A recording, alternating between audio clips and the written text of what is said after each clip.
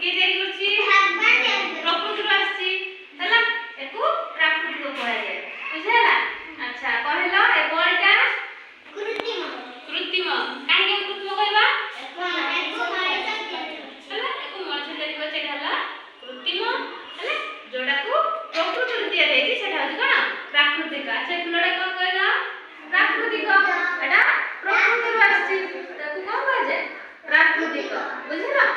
ପ୍ରାକୃତିକ କଣ କୃତ୍ରିମ କଣ? ଆଚ୍ଛା ମୁଁ କିଛି ପଚାରିବି ତମେ କହିବ ସେଟା ପ୍ରାକୃତିକ କି କୃତ୍ରିମ। ଆଚ୍ଛା ଆମେ ଯୋଉ ଟ୍ୟୁବଲ ପାଣି ପିଅନ୍ତି ଟ୍ୟୁବଲ ସେଟା କୃତ୍ରିମ ନା ପ୍ରାକୃତିକ?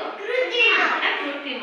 Very good. ଆଚ୍ଛା କୁକୁର ପ୍ରାକୃତିକ। ଆଚ୍ଛା ଆମେ ମାନେ କିସ ପ୍ରାକୃତିକ ନା କୃତ୍ରିମ? ଆମେ ହେଲେ ପ୍ରାକୃତିକ। ଆଚ୍ଛା ଆଉ ଯୋଉ ମାଛ ଖାଅ ସେଟା କୋଉଥିରୁ ତିଆରି? ସେଟା ପ୍ରାକୃତିକ।